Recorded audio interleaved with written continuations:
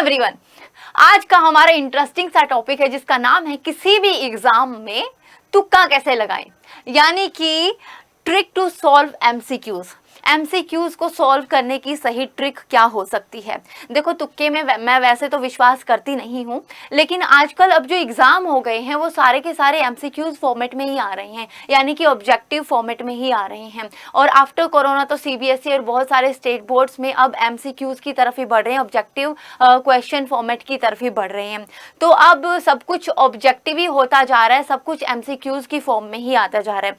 तो एक टाइम ऐसा आ जाए कि मान लो कि कोई क्वेश्चन ऐसा है जिसमें आप फंस जाओ, जो आपको ऐसे लगता है कि नहीं इसका क्वेश्चन क्या हो सकता है, इसमें मुझे ए भी लग रहा है, बी भी लग रहा है, सी नहीं हो सकता, डी हो सकता है। तो किस तरह से उस एमसीक्यू को सॉल्व कर सकते हैं, और इसमें मैं आपको ये भी बताऊंगी कि एमसीक्यूज का जो क्वेश्चन पेपर है, ठीक है ना, ऑब्जेक्टिव जो क्वेश्चन पेपर है उसको सॉल्व कैसे करना चाहिए। तो चलिए जानते हैं एमसीक्यूज में तुक्का कैसे लगाया जाए। ठीक है, तो एमसीक्यूज की बात करते हैं। आपको पता है एमसीक्यूज सब कुछ जो है एक ओएमआर शीट पे या तो फिर ओएमआर शीट पे जो है एमसीक्यूज आपको आंसर करने होते हैं एमसीक्यूज के, या फिर आपको ऑनलाइन भी, तो चाहे वो कॉम्पिटिटिव एग्जाम्स को देख लो, चाहे अब बोर्ड्स के एग्जाम को देख लो, 10th-12th के एग्जाम को देख लो, हर तरफ जो है एमसीक्यूज ही एमसीक्यूज छाए हुए हैं। सो आज हम लोग एक तुक्का ट्रिक करेंगे, है ना, कि तुक्का कैसे लगाएं एग्जाम्स के अंदर एमसीक्यूज में। ठीक है, तुक्का कैसे लगाएं। तो सबसे पहले आपको क्या करना है, सबसे पहले आपको करना है कि never follow the sequence. Never follow the sequence कहने का मतलब ये कि मान लो कि आपके पास 60 क्वेश्चन है, मान लो कि आपके पास 60 क्वेश्चन है। पहले क्वेश्चन जो का आंसर है आपको नहीं आता है, सेकंड क्वेश्चन का आंसर आपको नहीं आता, लेकिन आप लगे वो एक्चुअली होता क्या है कि आपको उलझाने के लिए एग्जामिनर शुरू में ही जो है शुरू के 5-7 क्वेश्चन ऐसे दे देंगे कि आप उसी में उलझे रहो, सो दैट आपका टाइम कंज्यूम हो जाए। और आपका टाइम कंज्यूम हो जाएगा, एंड में जाकर ईजी क्वेश्चन आ जाते हैं, बीच में जाके इजी क्वेश्चन आ जाते हैं। अब क्योंकि शुरुआत के ही क्वेश्चंस में आप टाइम खा चुके हो, तो फिर बाद में जो है सिर पकड़ के बैठ जाते हो अगले वाले क्वेश्चंस मुझे आते थे लेकिन टाइम ना होने की वजह से मैं इनको सॉल्व नहीं कर पाया। इसलिए कभी भी क्वेश्चंस का सीक्वेंस फॉलो नहीं करना चाहिए।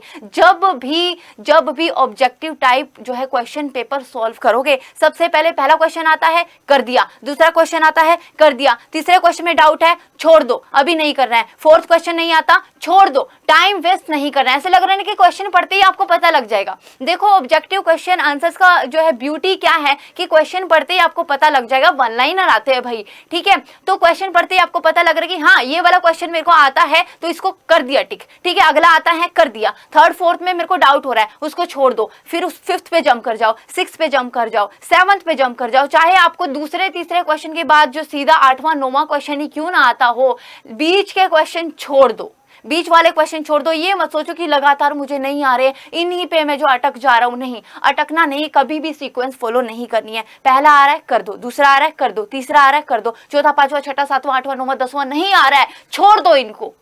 ठीक है, तब तक छोड़ते रहो जब तक आपको नेक्स्ट क्वेश्चन जो है नहीं आ रहा है। पहली बात, पहले जो है थोड़े से टाइम में, देखो अगर आपको आ रहा होगा ना क्वेश्चन, वो क्वेश्चन आप 5 सेकंड के अंदर अंदर कर सकते हो, ओएमआर में फिल कर सकते हो 5 सेकंड के अंदर अंदर, टाइम सेव कर रहे हो आप। ठीक है, तो सबसे पहले क्या है कि कभी भी आप जो है सीक्वेंस को फॉलो नहीं करेंगे। जब भी एमसीक्यूज को सॉल्व करोगे कभी भी सीक्वेंस को फॉलो नहीं करेंगे। फिर बच्चा सेकंड जो आता है, now start from the moderate question. देखो, जो इजी क्वेश्चन है जो आपको आते हैं वो तो अब आपने कर लिए, ठीक है, अब कुछ क्वेश्चन मॉडरेट होते हैं जो आपको आ रहे होते हैं, ठीक है, लेकिन थोड़ा सा आपको सोचना पड़ रहा है। ओके, तो फिर उसके बाद जाओ मॉडरेट क्वेश्चंस की तरफ कि हाँ ठीक है, थोड़े से लेंथी पड़ रहे हैं, थोड़ा सा टाइम कंज्यूमिंग है, ये वाले क्वेश्चन मुझे आते हैं लेकिन टाइम कंज्यूमिंग है, तो सबसे पहले क्वेश्चन करोगे जो टाइम कंज्यूमिंग नहीं है, जल्दी जल्दी जो कर सकते हो। उसके बाद वो क्वेश्चन जो थोड़े से टाइम कंज्यूमिंग लग रहे हैं उस पर कर लेना, थोड़े से टाइम कंज्यूमिंग लग रहे हैं जिनको आप अटेम्प्ट कर सकते हो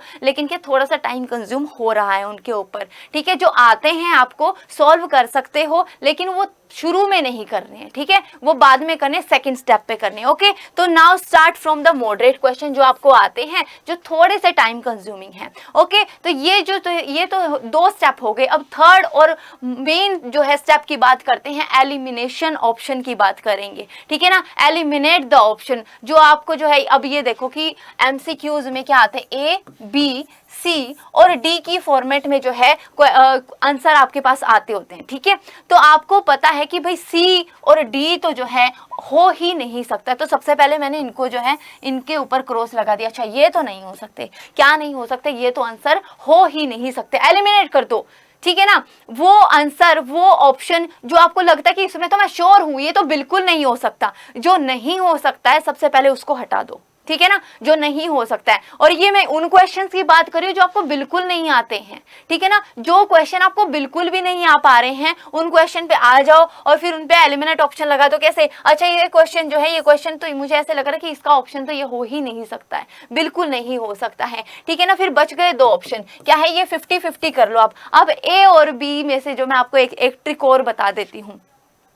जब भी एग्जामिनर पेपर सेट करता है कभी भी पहले जो 10-15 क्वेश्चन हैं उनके ऊपर ए ऑप्शन नहीं रखेगा, मोस्टली ये ट्रिक होती है, ठीक है ना। तो ये क्या है कि ए और बी में से अगर चूज करना पड़ जाए तो बी करोगे, बी और सी में से चूज करना पड़ जाए तो बी करोगे, ठीक है। सी और डी में से चूज करना पड़ जाए तो सी करोगे, पहली बात। और दूसरी बात, जब भी तुक्का लगाओगे तो बी और सी में से लगाना, ठीक है ना। और फर्स्ट अगर क्वेश्चन हो, पहले 10-15 क्वेश्चन हो तो उसमें जो है ए बिल्कुल भी मत करना, ए करना तो लास्ट वाले क्वेश्चंस में करना, अगर लास्ट वाले क्वेश्चंस में आपको तुक्का लगाना है तो, ठीक है। क्लियर है, इतना समझ आ गया ना आपको, ठीक है। तो इसके क्या है, ये वाले मेथड हैं। आगे देखो बात करते हैं एलिमिनेशन मेथड की। दो तरीके से कर सकते हो, रिमूव द ऑफसेट, यानी कि ऑफसेट वैल्यूज मतलब कि वो वैल्यूज, अभी मैंने आपको बताया कि वो वैल्यूज या फिर वो ऑप्शन रिमूव कर दो, बिल्कुल कांटा लगा दो कि जो कि हो ही नहीं सकते हैं। उसके बाद ज्यादातर क्वेश्चन का आंसर जो है बी और सी में करना, और बी और सी में जो है पहले अगर क्वेश्चन में पहले 15-20 क्वेश्चन में आपको तुक्का लगाने को मिल जाए